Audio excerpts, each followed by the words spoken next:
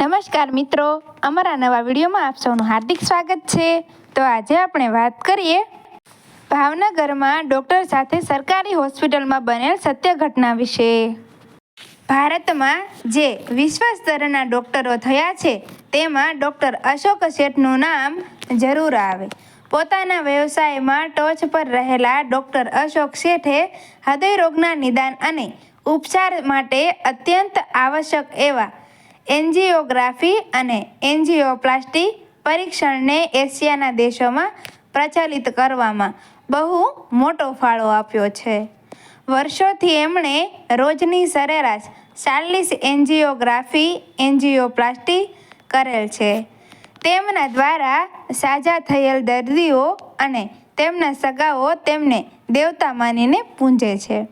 પરંતુ તેમને માટે હું બીજા કારણસર લખું છું। અમે જ્યારે મળ્યા ત્યારે મારું ધ્યાન તેમના કપાળ પર લાગેલ વિભૂતિ તરફ ગયું।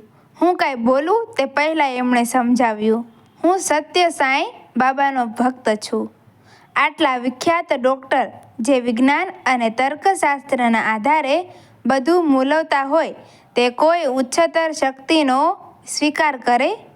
મેં તેમને પૂછ્યું, તમે આ બધામાં માનો છો? તેમણે તરત જવાબ આપ્યો, ઓફકોર્સ, હું હમણાં બહાર જાઉં અને મારો ડ્રાઈવર કારનું બારણું બંધ કરતો હોય ત્યારે મારો હાથ તેમાં સગદાઈ જાય તો શું થાય?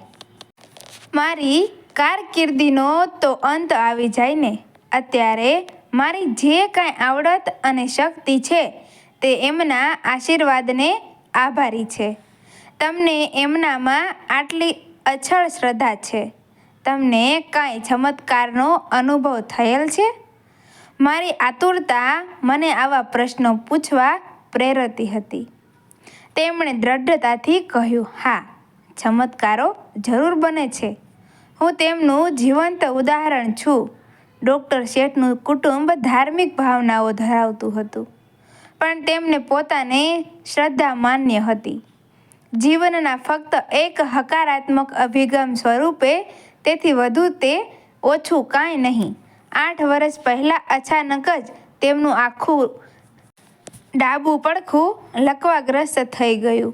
અનેક પ્રકારની દવા અને એટલા જ પ્રકારના ઉપચારમાંથી કાંઈ અસરકારક નીવડ્યું નહીં।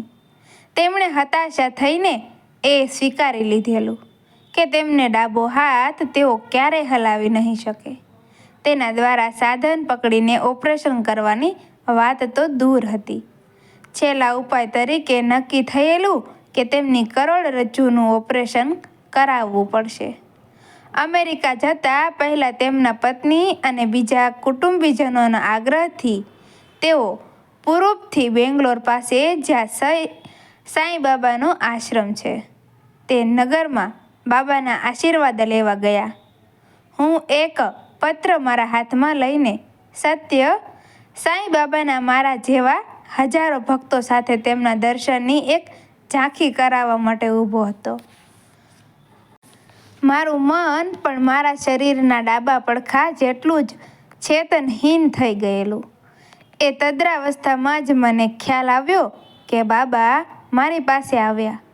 હું એક પણ શબ્દ બોલું તે પહેલાં એમણે મારા શરીરના ડાબા ભાગ પર 3 વાર હાથ ફેરવ્યો અને ચાલ્યા ગયા। પછી જે કાંઈ થયું તે ચમત્કારથી ઓછું ન હતું। ડૉક્ટર શેઠે વાત આગળ ચલાવી, તે સાંજે 6 અઠવાડિયામાં પહેલી વાર મને દુખાવામાં થોડી રાહત થઈ। મને હજુ પાકી ખાતરી નહોતી, એટલે મારા કુટુંબમાંથી મેં કોઈને આ વાત જણાવી ન હતી। 10 દિવસમાં ડૉક્ટર શેઠનો દુખાવો સંપૂર્ણપણે દૂર થઈ ગયો હતો અને તેઓ પાછા કામ પર લાગી ગયા હતા। કરોડરજ્જુની શસ્ત્રક્રિયા કરવી ન પડી। આજની તારીખમાં ડૉક્ટર શેઠ નિયમિત રૂપે એન્જિયોપ્લાસ્ટી કરે છે અને દર્દીઓના જીવન બચાવવામાં અમૂલ્ય ફાળો આપે છે। હજુ દલીલો ચાલુ છે કે વિજ્ઞાન અને અધ્યાત્મ એકમેકમાં પૂરક છે કે નહીં। મારે માટે બંને એકમેકની સંકળાયેલા છે। જોકે આ વાત સ્વાનુભવ વિના માનવી મુશ્કેલ છે.